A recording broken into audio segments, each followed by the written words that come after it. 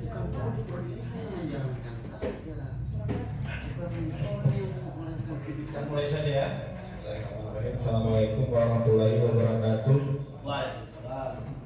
Yang saya hormati wakil dekan, para ketua program studi, perwakilan dosen, dengan mengucapkan Bismillahirrahmanirrahim. Workshop revitalisasi kurikulum dalam mendukung Merdeka Belajar Kampus Merdeka di Fakultas Ilmu Sosial dan Ilmu Politik pada program studi pemerintahan dan ilmu administrasi negara secara resmi kami buka.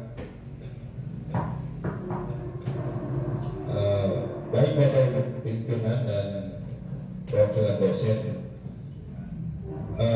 kegiatan kita pada siang hari ini pada tanggal 20 ini adalah memfinalisasikan rangkaian atau struktur kurikulum yang sebenarnya itu harus menjadi pekerjaan rumah lagi kita di kemudian hari, bagaimana mengaplikasikan MPKM ini ke dalam sentuhan-sentuhan di dalam mata kuliah kita. Ya. Sebelum saya masuk secara teknis ke situ, kegiatan kita hari ini kan tidak dihadiri oleh seluruh dosen, sehingga kami berinisiatif untuk merekam secara audio dan visual, dan kemudian mungkin nanti diupload di YouTube-nya Visit. Ada sudah bikin email.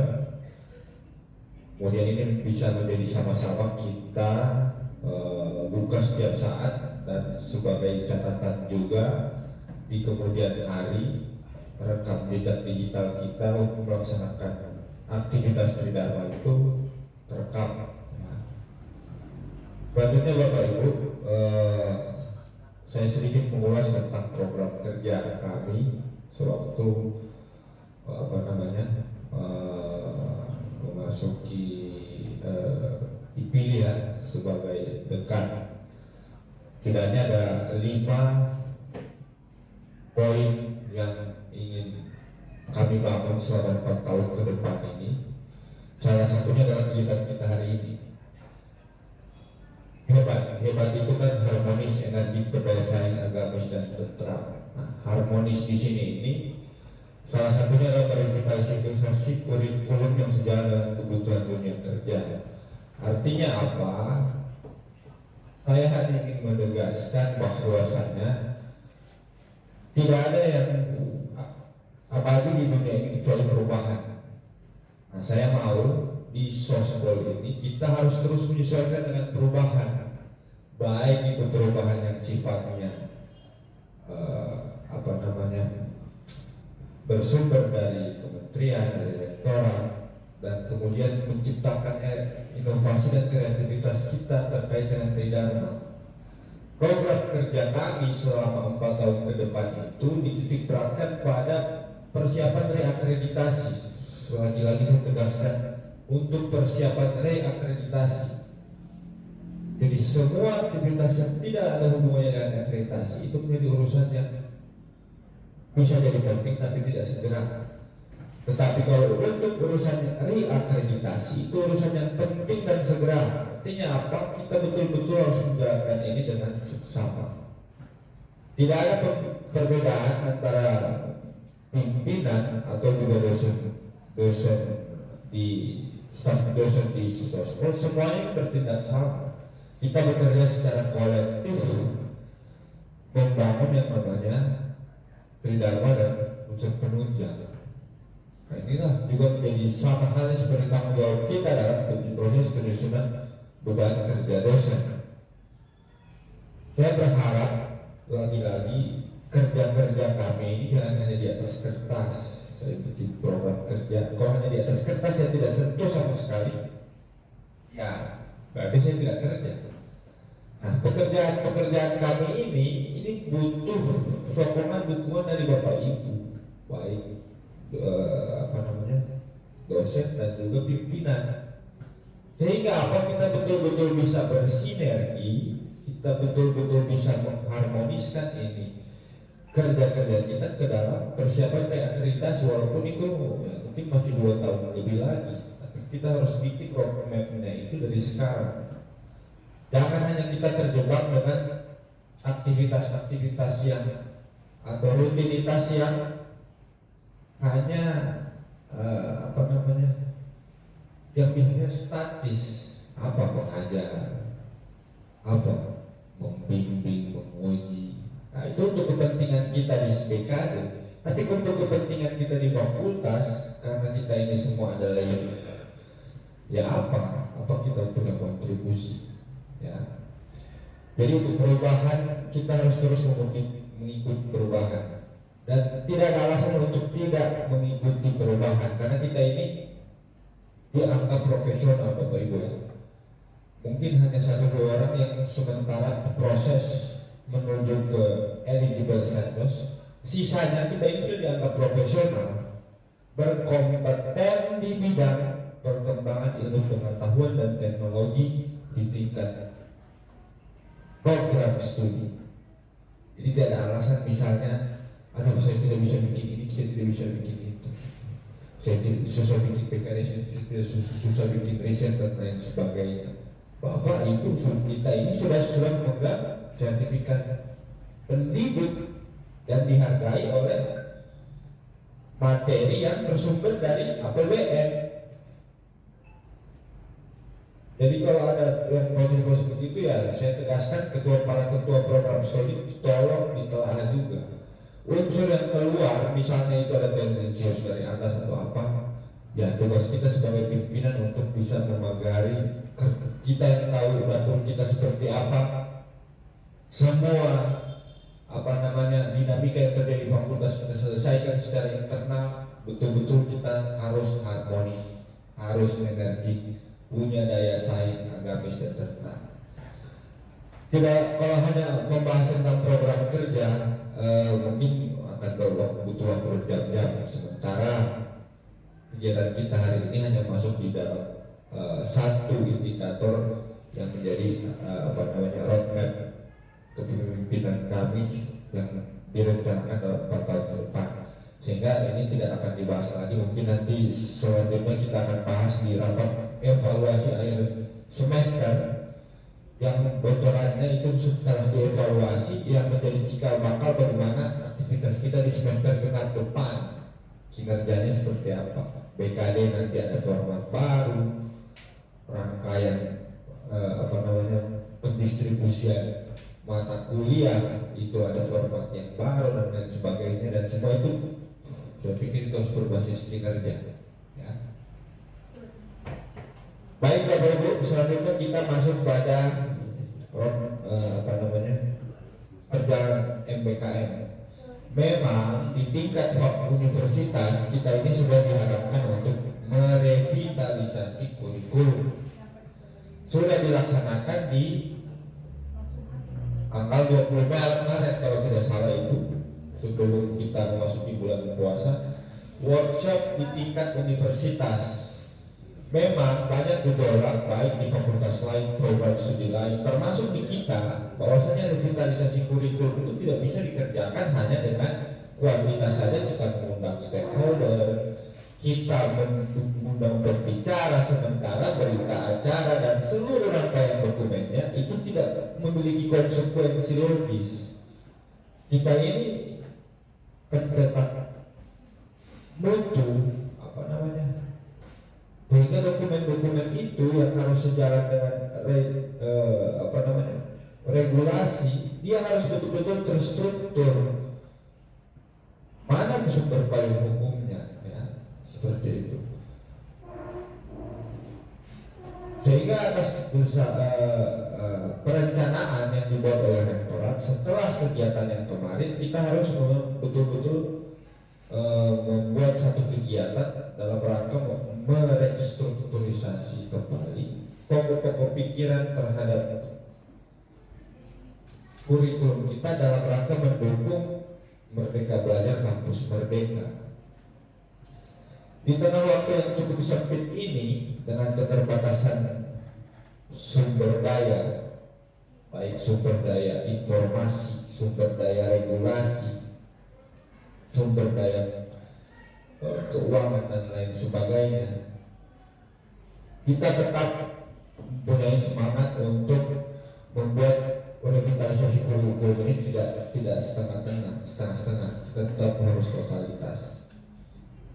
Sehingga di dalam 1 minggu ini kita sudah membuat undangan untuk melaksanakan, bisa dibilang finalisasi hari ini, tetapi ini harus terus kita bahas sebelum sampai dengan semester genap atau semester ganjil depan itu mulai berlaku, ya. Memang belum ada yang namanya, yang tadi saya bilang tinggal yuridis itu, kita harus terbreakdown mulai dari ya hierarki peraturan perundang-undangan, karena kita ini ya sudah negara hukum kan. Kita melaksanakan satu regulasi di tingkatnya kita harus berpedoman di tingkat di atasnya. Kalau tidak diatur, ya kita paksakan buat. Nah, di mana kita punya sandaran untuk merujuk suatu kegiatan?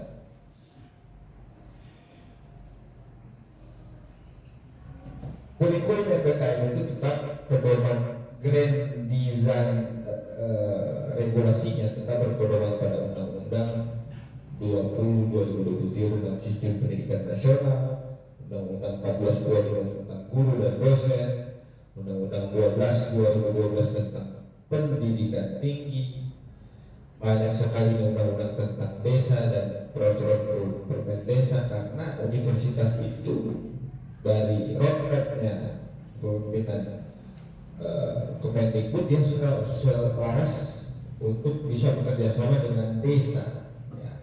Sehingga banyak di poin-poin pengingat ini adalah untuk ada cantolan dari regulasi tentang permen desa. Kemudian secara teknis MPKM ini hanya dibahas melalui peraturan menteri tentang SNDT, Standar Nasional Pendidikan Tinggi. Tidak ada yang berubah. Jadi MPKM ini tidak dibuatkan peraturan menteri yang khusus membahas tentang MPKM. Tidak ada. Dia hanya bersifat buku pedoman. Buku pedoman yang lagi-lagi itu tetap bersandar pada KKNI, Kerangka Kualifikasi Nasional Indonesia. Dengan tidak ada istilah dengan menerapkan MBKM street level di dalam KKN itu berubah. Tetap kita, kalau kita program studi 1 ya sudah level 6, S2 ya sudah level 7, level 8 ST, level 8 teknis profesi. Dokter misalnya 9 dokter di KKNI. Jadi dia tetap sandarannya ke SNDT. Nah, kemudian itu yang harus di-breakdown dengan peraturan disahkan melalui peraturan rektor tentang peraturan akademik di Universitas Gorontalo. Apakah kita sudah mulai memperlakukan MBKM atau bagaimana? Kemudian keputusan Senat Universitas Gorontalo tentang pertimbangan pemberlakuan MBKM.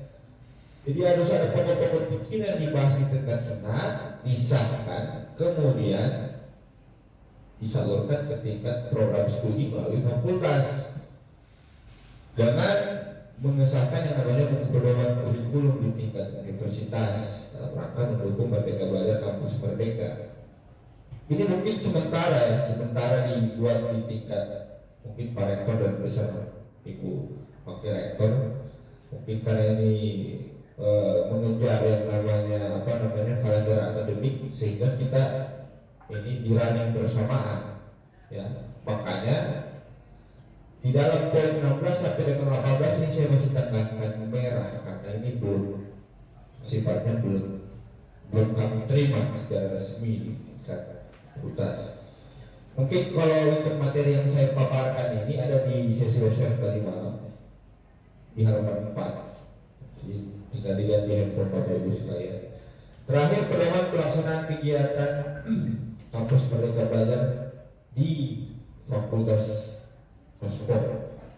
Inilah yang kita bahas sekarang, yang sudah kita buat desain dari kurikulum. Desain dari buku panduannya. Kurikulum itu ada di kewenangan produk. Baik, setelah itu ada beberapa poin di dalam perumusan pedoman pelaksanaan kegiatan MPKM. Setidaknya ada 4 bagian. Bagian pertama pendahuluan, tujuan pemberlakuan, kemudian dasar hukum pertimbangan pemberlakuan MBKM, kemudian program WKWM di tingkat fakultas. Dia di seluruh kampus mengacu pada 8 skema, semua kampus 8 skema yang dibangun oleh Kemendikbud. Ada apa saja di situ membangun. Yang pertama adalah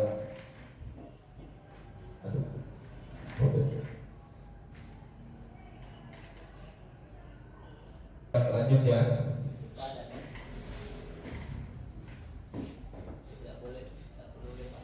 Tadi sudah sampai di 8 skema dari MBKM yang dibawakan oleh Kementerian Pendidikan dan Kebudayaan, sebagaimana yang terlampirkan pada gambar ini. Jadi 8 skema MBKM ini itu terdiri dari yang pertama magang, praktek kerja, yang kedua asistensi mengajar di satuan pendidikan, yang ketiga skema penelitian riset, keempat proyek kemanusiaan, 5 kegiatan kewirausahaan, 6 proyek studi independen, 7 membangun desa atau kuliah kerja nyata tematik, KKN tematik, dan yang terakhir adalah pertukaran pelajar. Bapak Ibu dosen pengampu dan pimpinan, 8 skema ini setelah kami identifikasi tidak bisa semuanya diterapkan di fakultas kita. Kenapa? Dengan keterbatasan berbagai macam sumber daya, dan tidak ada kewajiban dari kementerian untuk mewajibkan seluruh atau 8 skema ini diterapkan. Ya, jadi setelah kami identifikasi itu hanya ada 4 skema yang memungkinkan untuk kita laksanakan. Yang pertama, pertukaran pelajar, itu pun hanya antar mahasiswa di program studi di lingkungan Universitas Gorontalo. Itu skema yang pertama. Skema yang kedua adalah magang atau praktek kerja. Ini juga bisa kita implementasikan di dalam aktivitas kita di MBKM. Ketiga, itu skema membangun desa kuliah kerja tematik. Ya, itu sudah ada juga di draft di bagian 2 tentang prosedur operasional baku pelaksanaan MBKM di tingkat fakultas. Jadi ada POP pertukaran pelajar antar program studi di lingkungan UG. Ya, yang kedua tentang skema magang dan praktek kerja lapangan. Yang ketiga tentang skema kewirausahaan, dan yang keempat adalah skema tentang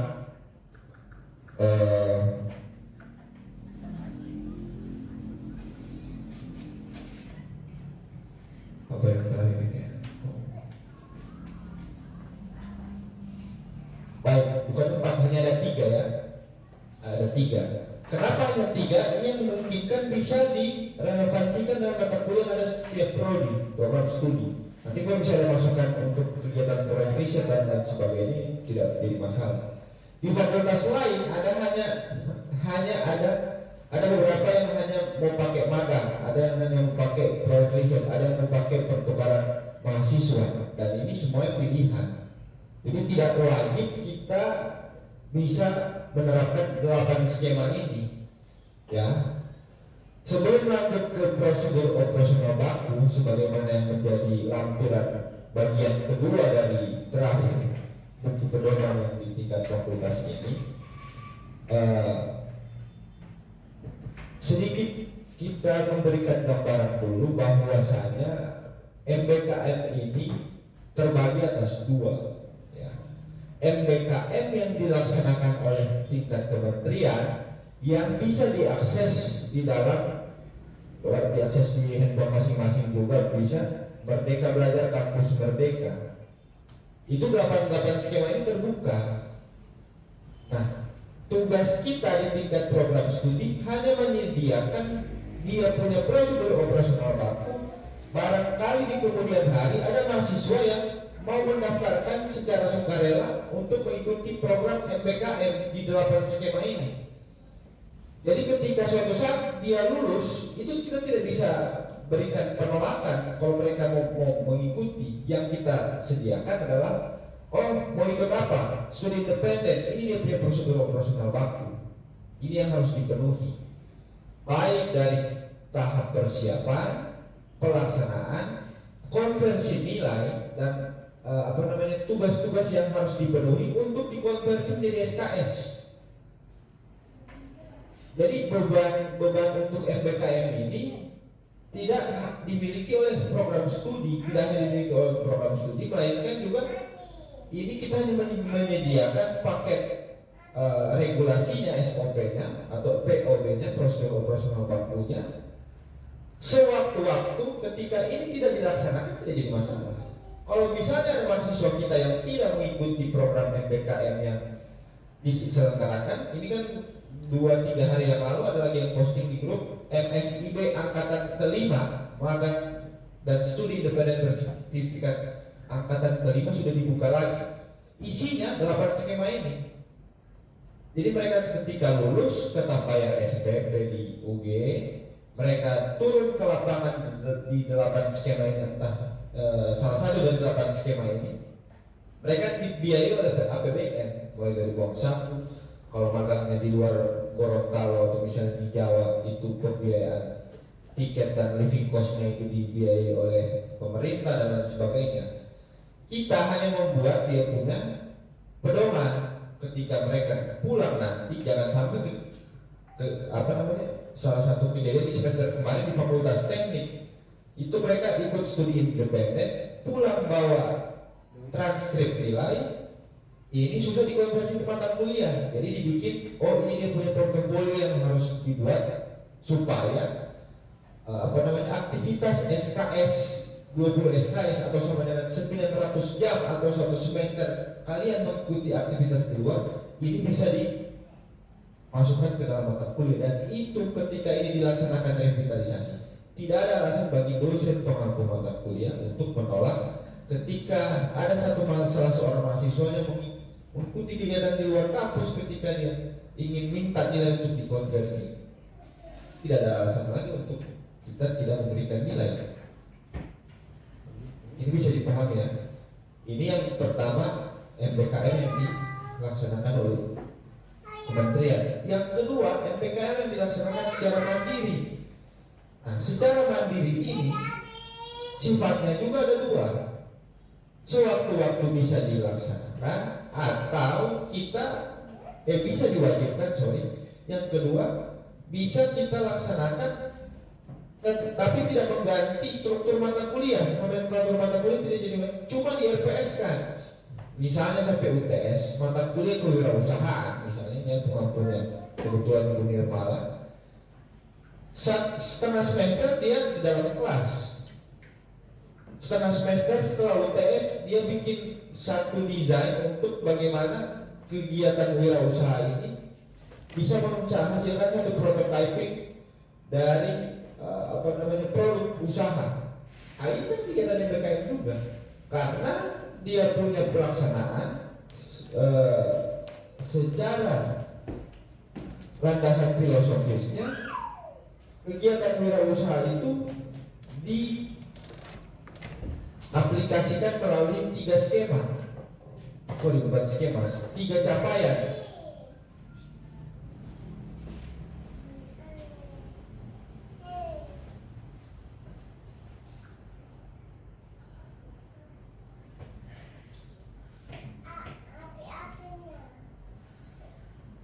Wirausaha itu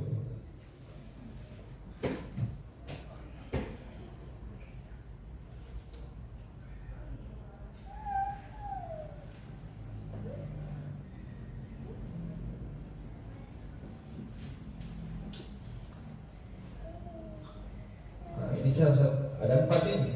Kegiatan wirausaha mandiri, mahasiswa mempunyai dan menjalankan bisnis secara mandiri. Kegiatan wirausaha mitra, mahasiswa dapat mempunyai dan menjalankan bisnis bermitra dengan pihak lain.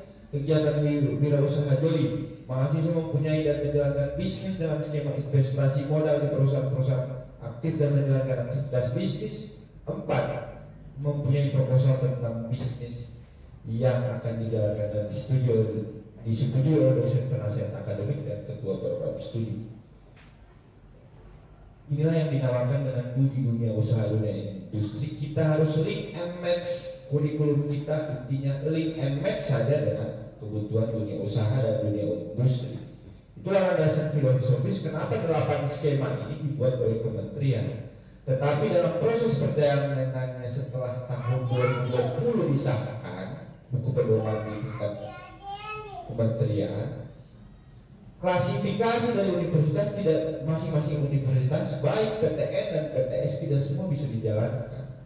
Ada universitas terutama PTS yang tidak mampu menjalankan semua skema, makanya ini bukan sifatnya wajib, ini seperti Pak Mutian katakan tadi, sunnah.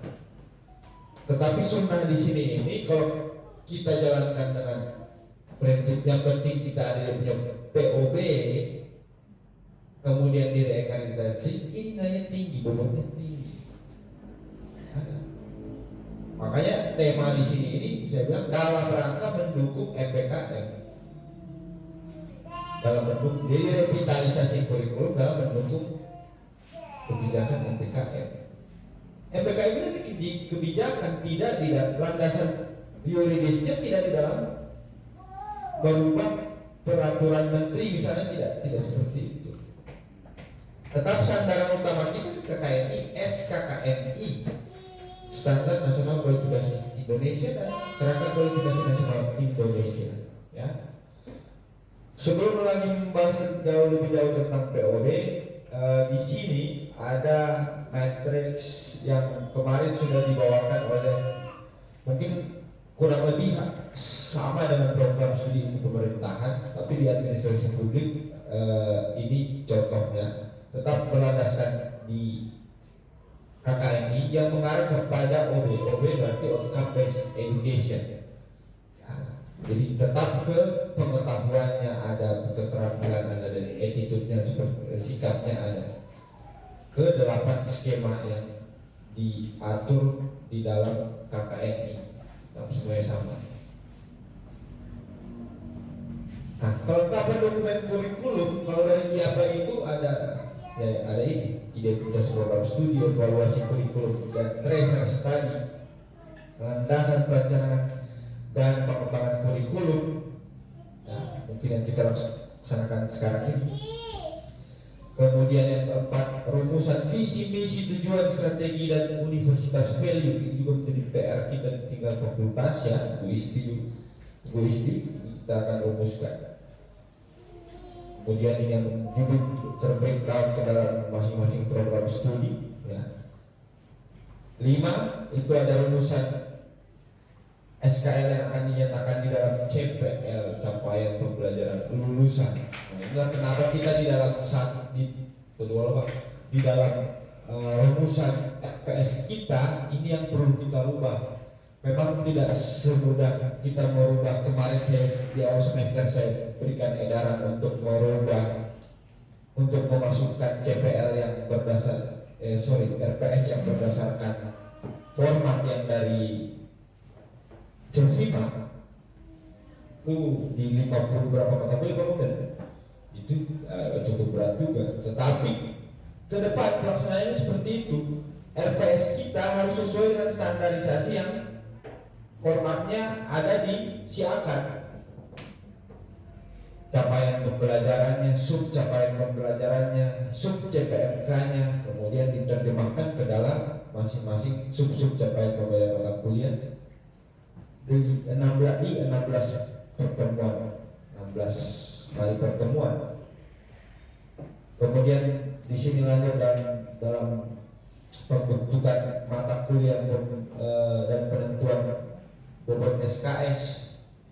Ya, ini kelengkap masih di dalam kelengkapan dokumen kurikulum, matriks peta kurikulum, kemudian RPS, rencana implementasi belajar maksimum 3 semester di luar program studi. Ini mendukung 8 skema itu.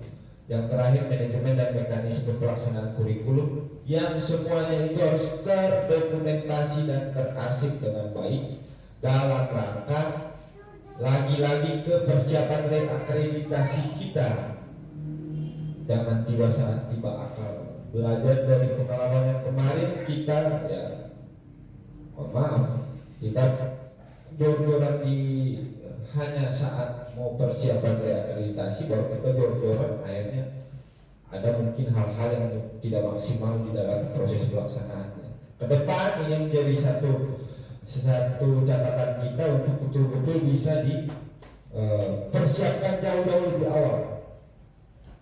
Penjaminan mutu itu harga mati bagi kami, ya, bagi kita semua lah. Penjaminan mutu. Nah, di dalam PPKM ini memang perlukan mitra. Makanya kalau dari kami, kalau saya bagi tugas dengan dua adik ini, saya bagi tugas. Kan ada akademik, keuangan, kemahasiswaan, kerjasama. Empat ini kan. Saya bersama-sama dengan ketua program studi bertanggung jawab dalam proses akademik, ya, akademik dan kerjasama. Kemudian yang keuangan dan kemahasiswaan, nah itu secara lebih titik beratkan kepada masing-masing ketua program studi dan juga kepada ibu wakil dekan. Karena kalau kita bagi ini berarti wakil dekan harus ada 4 juga. Tapi kalau untuk efisienkan, ya memang kerja-kerja seperti ini harus kita disposisikan, membagi giat kewenangan. Dan sama-sama kita kerjanya kolektif, ya. Saya tidak pernah mengambil keputusan sendiri di fakultas. Hanya sedikit ada keputusan yang instruktif mungkin dari atas atau dari kebijakan inovasinya kami sendiri, itu yang kita terjemahkan, ya. Saya harap kita betul-betul sinergi. Di slide pertama saya tadi tentang hebat, harmonis, empati, berdaya saing, agamis, tentram, ya.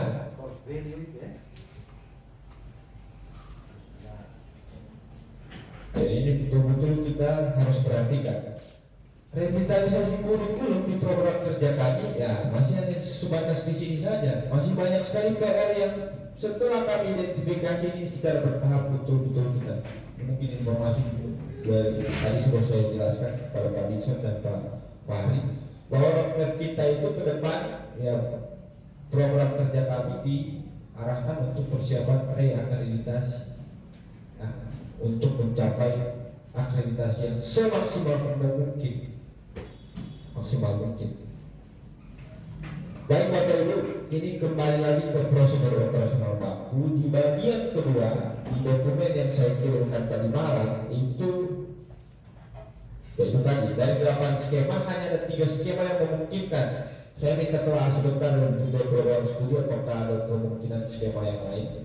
Karena seperti asisten si pengajar di satuan pendidikan, sepertinya ini lebih condong ke program studi yang basisnya ke pendidikan, sebab ini menyediakan skema mahasiswa mengajar di satuan pendidikan bagi SD, SMP, SMA, sehingga dalam struktur mata kuliah kita ini kurang penting. Nah, jadi saya lebih berangkat pada magang, kegiatan wirausaha dan KKN tematik. Baik Bapak Ibu, masuk ke prosedur operasional baku. Di sini kami bagi dalam 3 ini. Yang pertama di 2.1, prosedur operasional baku skema pertukaran belajar antar prodi di lingkungan Universitas Gorontalo. Di dalamnya yang pertama itu terdiri dari tujuan dan program dan penanggung jawab program. POB digunakan sebagai acuan bagi program studi di lingkungan Fakultas Ilmu Sosial dan Politik dalam merencanakan dan mengkoordinasikan pelaksanaan program pertukaran pelajar antar prodi di lingkungan Universitas Gorontalo serta mengatur kelengkapan administrasinya dengan ketentuan yang berlaku. Penanggung jawabnya adalah para ketua prodi di lingkungan FISIP UG. Adapun tugas dan penanggung jawab adalah memastikan pelaksanaan program pertukaran pelajar di lingkungan UG dijalankan sesuai dengan ketentuan yang diatur dalam POD ini. Bagian 2 atau 2.1.2 syarat pelaksanaan. Adapun yang menjadi syarat bagi mahasiswa pertukaran pelajar antar prodi di lingkungan UG adalah yang pertama, mahasiswa aktif minimal semester 3 dan tidak sedang menerima sanksi akademik dari universitas. 2, mahasiswa yang telah lulus 80% dari mata kuliah total SKS yang ditempuh. 3, mendapatkan persetujuan dari dosen pembimbing akademik, dosen PA dan ketua program studi asal. Nah, sebagai referensi yang menjual di dalam gambar ini ada yang namanya lembar pengesahan. Jadi setiap mahasiswa yang tertarik misalnya belajar di fakultas atau program studi teknik sipil misalnya di UG, di fakultas teknik, dia harus punya beberapa dokumen persyaratan yang harus dilengkapi. Yang pertama, selain dasar hukum, kita juga harus ada kualifikasi pelaksana, di mana kita di tingkat fakultas juga harus memahami peraturan akademik di Universitas Gorontalo, memahami kebijakan panduan MBKM di Universitas Gorontalo yang saya masih belum merah karena sampai dengan hari ini belum disahkan di fakultas, sementara kita didesak untuk untuk membuat revitalisasi di tingkat fakultas. Begitu juga dengan dasar hukum yang mencakup peraturan rektor tentang panduan kurikulum Universitas Gorontalo dan mendukung MBKM di era revolusi industri 4.0. Ini juga sampai dengan hari ini kami belum terima. Namun karena ada instruksi dari pimpinan rektorat untuk segera mengesahkan atau melaksanakan revitalisasi kurikulum di tingkat program studi yang dimotori oleh fakultas, maka kegiatan hari ini kita laksanakan. Di masing-masing POD ini seharusnya ada keputusan rektor yang misalnya mengatur yang pertama tentang prosedur operasional baku pertukaran pelajar antar prodi di luar Universitas Gorontalo. Sebenarnya bisa meluas antar prodi di luar Universitas Gorontalo, tetapi ya kita realistis saja. Bagaimana belajar di luar sementara kita dengan kita bikin di dalam saja. Itu juga yang kemarin dengan bersama para dekan kita sepakati kalau untuk khusus untuk pertukaran pelajar kita antar prodi saja dulu di lingkungan Universitas Gorontalo, tidak perlu dulu sampai di luar karena lebih banyak lebih ribet lagi, misalnya dari pembiayaannya bagaimana, ada SPP-nya di mana dan lain sebagainya. Ya. Nah, yang ada di matriks ini juga perlu ada peringatan bahwa perlu dipastikan oleh masing-masing ketua prodi bahwa CPMK mata kuliah yang diambil itu dapat dikonversi ke CPL dan CPMK mata kuliah yang ada di kurikulum.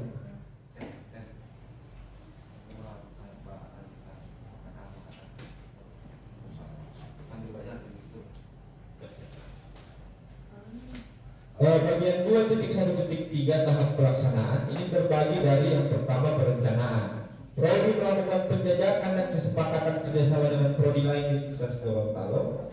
Fakultas memfasilitasi penjajakan dan kesepakatan yang telah dibuat oleh prodi dan prodi lain di Universitas Gorontalo. Prodi menetapkan mata kuliah yang untuk diprogramkan dalam pertukaran pelajar yang masih bisa dikonversi. Kemudian prodi menetapkan skema konversi nilai kegiatan pertukaran pelajar ke dalam mata kuliah berbasis CPL. Ya. Bentuk pelaksanaannya seperti apa? Itu ada 4. Program studi memberikan pembekalan kepada mahasiswa sebelum diadakannya pertukaran pelajar. Program studi memberikan pendampingan kepada mahasiswa dari prodi lain Universitas Gorontalo.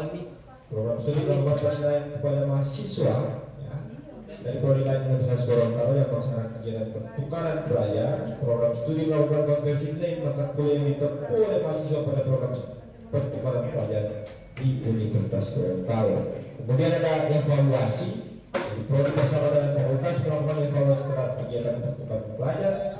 Di pengendalian juga ada, artinya prodi dan fakultas melakukan pengendalian terhadap pelaksanaan pertukaran pelajar. Ada juga yang namanya mekanisme peningkatan capaian pembelajaran lulusan, output luaran, standar output luaran.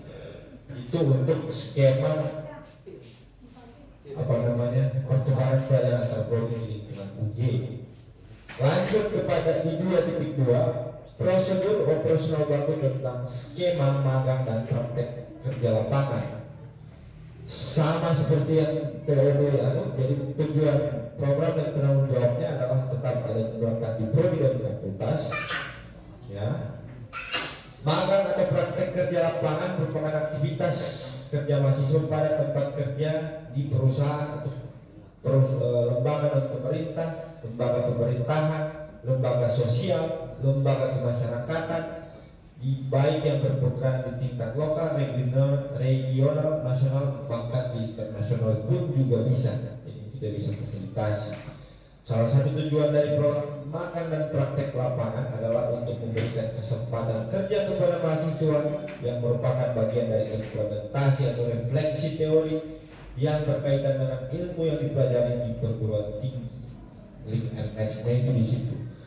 Sebab melalui magang semua mahasiswa dapat mendapatkan pengalaman kerja serta berkesempatan meningkatkan kemampuan praktis di dunia kerja. Ya.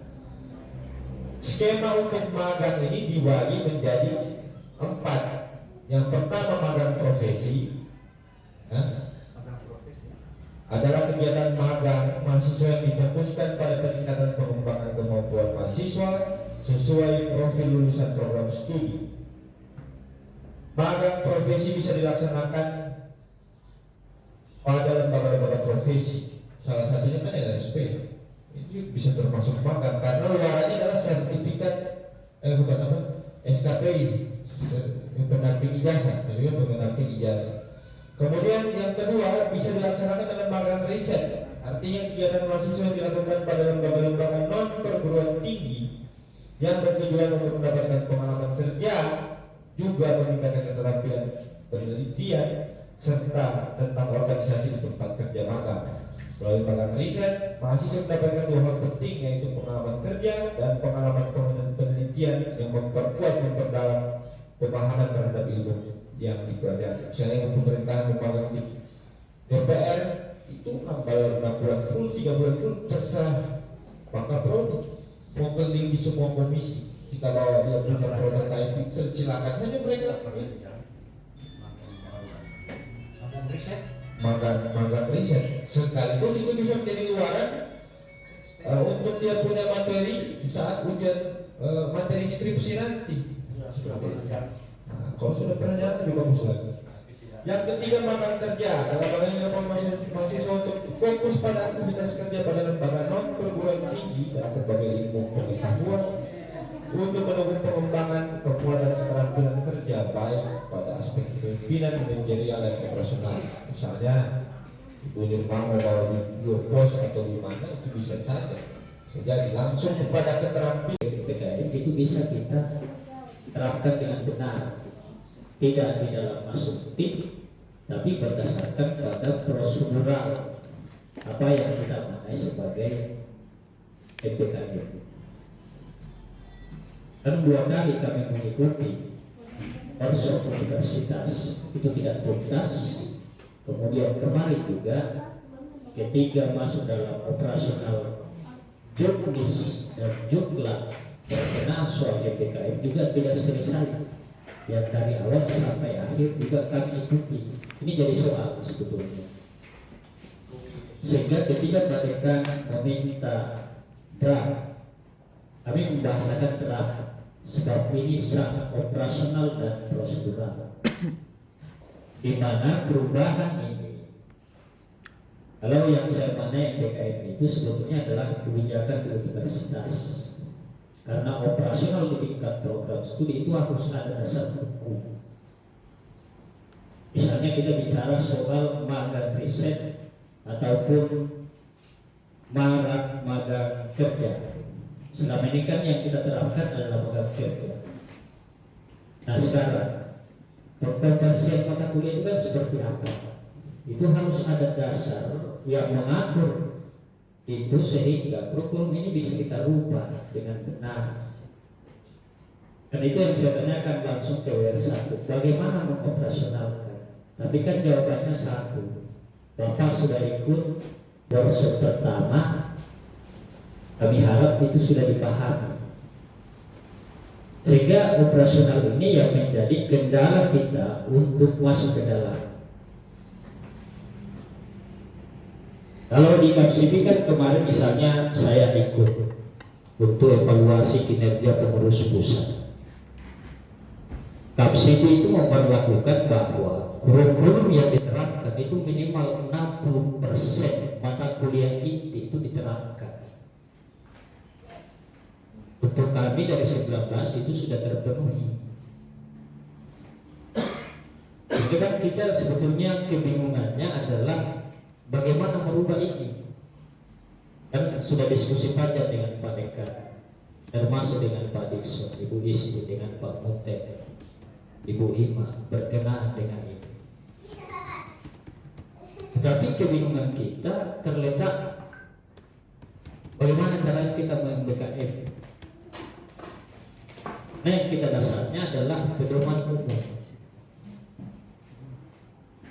Ini yang menjadi sebetulnya tantangan tersendiri di kita saat ini, sehingga kalau boleh ke depan, kalau Bapak ikut di rapat Senat Universitas, sekaligus berikan masukan bahwa LPM itu ke depan jangan hanya utus soal penilaian administratif, tapi juga harus ada utusan yang bisa ahli dalam update kurikulum berjalan setiap tahun, karena itulah menjadi fondasi kita kalau kita ingin berbicara pada konteks yang berkenaan atau bertalian dengan persoalan mutu dasar. Ini kan akar. Karena itu kan sospol kemudian sikapnya tidak ikut-ikutan, kan kita kan jadinya tidak mau ikut-ikutan berkenaan store saja selesai kewajiban. Bukan itu. Karena ini akar kita. Saya berharap revitalisasi ini adalah kebangkitan baru kita, mempertegas, memperjelas, lalu kemudian nanti kurikulum berbasis OB yang disampaikan tadi itu memang kita nyata sampai nanti. Karena inilah satu-satunya cara untuk kemudian visi 2030 itu bisa ukur. Nah, sekarang kan persoalan saya sih di prodi itu adalah kita ingin operasionalkan ke PKM, karena ini kan PKMI. Kalau misalnya kurikulumnya kita tidak rubah, postur kurikulum yang tidak berubah berbasis PKM itu seperti apa? Tentu saja kami prodi tidak punya kewenangan sendiri untuk kemudian membuat aturan itu. Karena itu penting ada dasar. Itulah kenapa kita minta pedoman kurikulum universitas agar supaya di dalamnya itu ada detail berkenaan soal mengoperasionalkan itu. Selama ini kan WR1 hanya dalam bentuk statement. Tentu statement itu tidak bisa kami pakai. Karena ini bagaimanapun ini sangat prosedural. Jadi misalnya kita mau ambil magang kerja, di BKM disebutkan 20 SKS. Terus konversi mata kuliah yang mana? Kalau tadi disebutkan dimulai dari semester 4 kan setelah semester 3 kan. Apa yang mau dimulai dari situ? Sehingga memang revitalisasi ini perlu perdebatan panjang, mendalam untuk mengkonstruksi kembali kita punya dasar kurikulum yang mengarahkan pada basis keilmuan dan juga kemerdekaan dalam kerangka untuk mengaplikasikan soal apa yang kita sebut dengan kampus merdeka dan merdeka belajar. Saya pikir itu untuk sementara dari saya butuh petunjuk itu, karena sebetulnya saya diskusi dengan Bang Muti juga sama. Ya. Kalau tidak dirubah, BKM kan seperti apa? Terus Kalau kami dari Ketua Prodi langsung mengkonversi tanpa aturan dasar yang jelas, jangan sampai ini menjadi perdebatan. Saya pikir itu. Baik, terima kasih Ketua Program Studi Hukum Pemerintahan. Setidaknya ada 3 yang ditekankan. Yang pertama terkait lagi-lagi panduan yang secara aplikatif itu harus disediakan oleh tingkat universitas. Sedikit saya menggambarkan bahwa di bulan Maret itu kami 7 fakultas ini sudah dibuatkan panitia untuk workshop. Singkat cerita, di dalam proses pembentukan itu kerja-kerja kita disuruh buat prosedur tentang 8 skema ini, sehingga kita semua berbagi. Saya dapatnya keluar itu pertukaran mahasiswa, pertukaran pelajar, ada yang dapat magang independen, ada yang dapat yang lain. Dengan harapan, saya sudah sampaikan di rapat waktu itu, prosedur operasional baru ini beda dengan buku panduan.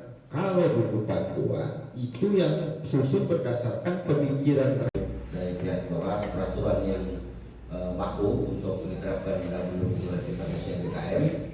Terus tadi juga ada yang dimintakan juga terkait prosedur operasional daripada di lapangan untuk dijalankan oleh Bamas. Saya juga saya mendengar untuk praktik magang ataupun kerja ini di kegiatan magang ini kan memang ada 2, yakni magang kerja dan magang riset. Nah, yang kita laksanakan di magang mandiri ini magang kerja. Ini kalau saya berpikir hemat ya. Dalam hal 1-2 kegiatan masih bisa kita untuk gabungkan agar program PBKM bisa dijalankan. Contoh, kalau untuk magang kerja dan magang riset kita bisa satukan kegiatannya, artinya satu kegiatan atau 2 kegiatan bisa kita laksanakan oleh mahasiswa dalam hal penempatan, di mana yang kita harus siapkan mahasiswa itu di lapangan. Karena saya melihat aturan, yang dibuat ini, selain persyaratan minimal semester 5 di magang kerja ini, mereka juga harus membuat proposal magang. Nah, ini yang menjadi titik berat daripada dari saya. Berarti kalau kita menyesuaikan dengan program MBKM untuk terkait magang, selain panitia untuk mengadakan kegiatan magang mahasiswa di lapangan, mahasiswa juga akan membuat laporan atau proposal magang terkait apa saja yang berkenaan dengan program kerja di lapangan. Untuk kuliah zaman sekarang, nah ini keterbelakangan secara moralitas begini ini yang menjadi PR besar kita di di tingkat fakultas yang harus kita perbaiki untuk betul-betul bisa menyeimbangkan antara pengetahuan, keterampilan dan sikap sebagaimana yang jadi landasan filosofis dari Tuturi Handayani. Kira-kira ini menjadi pemikiran gambaran ulasan dari rangkaian aktivitas yang kita sudah bahas mulai sejak tadi jam 11 sampai dengan hari jam sekarang. Mungkin ada masukan lagi dari Pak Fahri, Pak Dikson atau Pak Robi terkait Adam Ibu Dirwa terkait dengan pembahasan kita hari ini dan bagaimana kira-kira eksistensi kita di tingkat universitas dan dukungan dari yayasan. Terima kasih. Ada Pak? Kira-kira? Ya, terima kasih Pak Dekan. Assalamualaikum warahmatullahi wabarakatuh. Waalaikumsalam. Hormati Pak Dekan, Pak Dekan, Pak Kapolri, para dosen, para lembaga yang hadir. Kami diberi kesempatan untuk menyampaikan sedikit tanggapan tentang MBKM ini. Merdeka Belajar, Kampus Merdeka. Kalau kita pelajari lebih mendalam tentang MBKM ini, sebenarnya ini bukan hal yang baru. Ya. Ini MBKM itu bukan hal yang baru, cuma istilahnya saja yang diadakan seperti baru. Ya. Kalau HP lama ini cuma ganti casing, supaya setiap menteri itu kan ada kelihatan apa program kompetensinya, apa program yang bagus yang dia luncurkan semasa menteri. Tapi intinya ini hanya yang lama cuma dibuat baru saja. Jadi memang di Indonesia ini kan saya pernah mengikuti seminar pendidikan di UNJ. Di Indonesia ini kita memang ada ini ya, kurikulum pendidikan kita mulai dari SD, SMP, SMA sampai perguruan tinggi itu ada mix ya, ada mix antara program kurikulum yang berbasis keagamaan, kemudian ada program kurikulum yang berbasis umum. Yang keagamaan itu ya kalau di SD itu ada ibtidaya, kemudian sanawiyah, aliyah, kemudian kalau umum itu ada SD, sekolah dasar, SMP, SD, SMA dan sebagainya. Sampai ke perguruan tinggi pun seperti itu. Nah, jadi masing-masing sekolah itu tentu memiliki core kompetensi terhadap kurikulum yang sesuai dengan tampilan lembaga pendidikan tersebut. Maka pesantren-pesantren sekarang kan sudah mengakomodir kurikulum umum dalam rangka untuk supaya ijazah santri-santrinya itu diakui sama atau setara dengan sekolah negeri atau sekolah yang diakui oleh pemerintah, sehingga muncullah istilah pesantren modern. Nah, saudara-saudara sekalian, saya ingin sharing saja bahwa MBKM ini kan intinya adalah mendorong mahasiswa untuk atau perguruan tinggi untuk melakukan banyak kegiatan yang bersifat mandiri dan memberikan soft skill kepada mahasiswanya dalam bentuk magang dan praktek industri. Itu kan intinya, sehingga muncullah MBKM ini.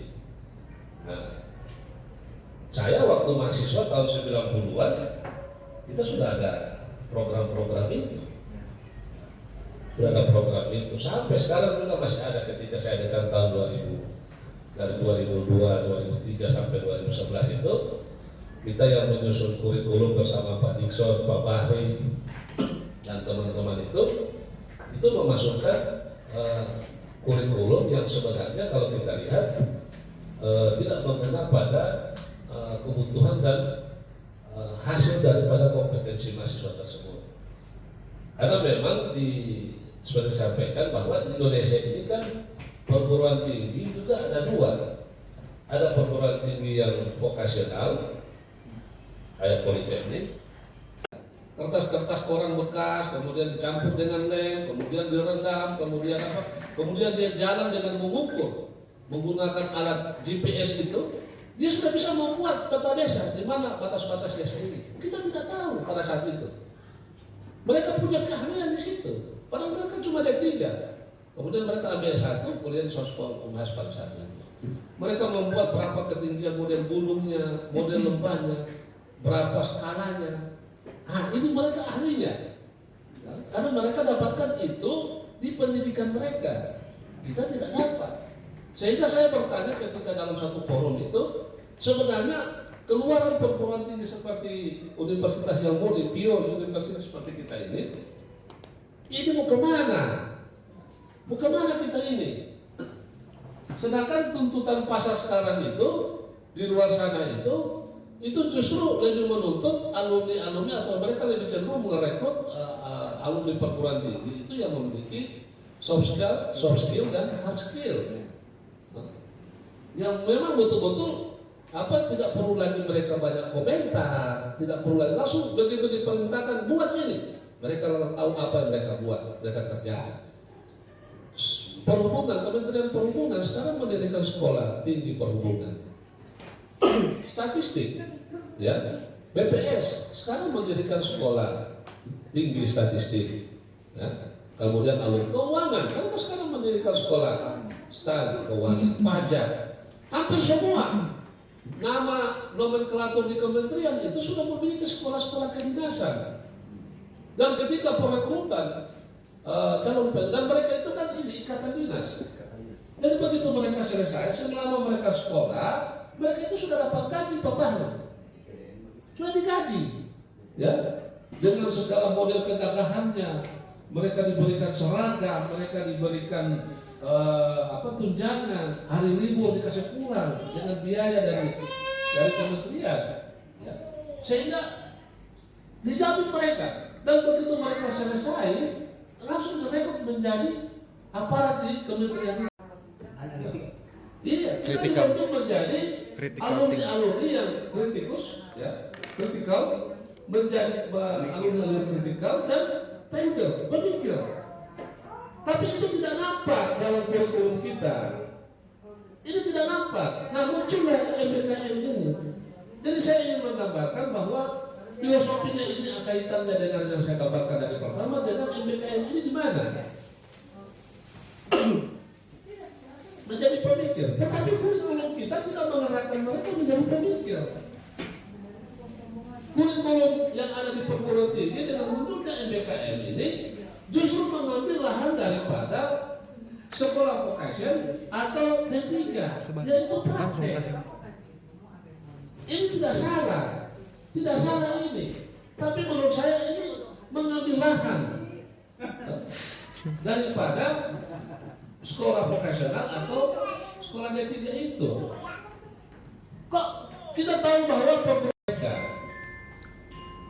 mereka suka dengan mata kuliah itu karena mata kuliah itu menarik untuk mereka, dan secara tidak langsung itu sudah merupakan satu value added atau nilai tambah bagi mereka ketika mereka menguasai lulus satu semester di mata kuliah itu bisa jadi modal mereka untuk ketika terjun ke masyarakat menjadi modal wirausaha mereka. Saya contohkan sekarang desain grafis atau bisnis digital. Sekarang kan sudah mulai menjadi tren di perguruan tinggi. Banyak mahasiswanya masuk di situ. Desain grafis. Di masa-masa musim-musim pilkada, musim pileg, musim pemilihan kepala desa, coba lihat, cuma desain foto saja dengan tulisan pilihlah saya 50.000. Saya sudah tanya ke sana kemarin, butuh satu model seperti apa sih penerapan MBKM. Jadi Pak Robi sudah memberikan bahwa perlu ada mata kuliah digital dan kemudian itu dapat memperkuat bakat ya Pak Tiko ya. Dan bakat ini yang kemudian diasah melalui sebuah memang betul-betul teridentifikasi bakat-bakat atau talenta-talenta yang mereka miliki, kemudian itu kita salurkan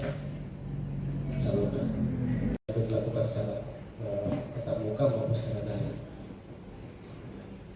Jadi itu saja yang menjadi tambahan dari kami ya. Jadi silakan perguruan tinggi atau fakultas atau UG bisa memilih model yang seperti apa ya. Tadi dari beberapa diskusi dari teman-teman perguruan tinggi, saya menemukan pola-pola seperti itu. Mereka tidak mau repot, pokoknya sudah kita rekatkan saja di kegiatan magang dan kegiatan KKN. Tinggal formulasi teknis dan mata kuliah itu yang kemudian nanti disesuaikan. Memang sebenarnya ada juga seperti magang studi independen PSDB ya Pak Dekan ya. Kemudian juga yang kemarin itu ada sosialisasi komponen cadangan itu oleh UNG itu dikonversi 20 SKS. Jadi mahasiswa yang mengikuti Komcat itu dikonversi 20 SKS. Ya, mungkin mereka sudah punya pedoman. Iya. Saya kira itu yang menjadi barang di beberapa perguruan tinggi.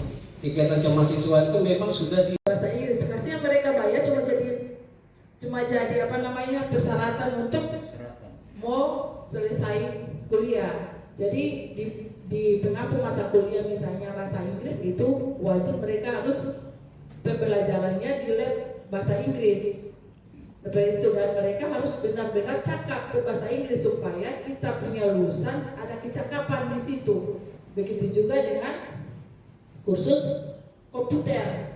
Jadi ada mata kuliah aplikasi komputer atau manajemen aplikasi SIM dan lain-lain, ada kan? Nah, pembelajarannya jangan di sini. Jadi kemudian kita harus punya punya sikap tentu harus ada argumentasi yang perlu disampaikan untuk, karena memang supaya kita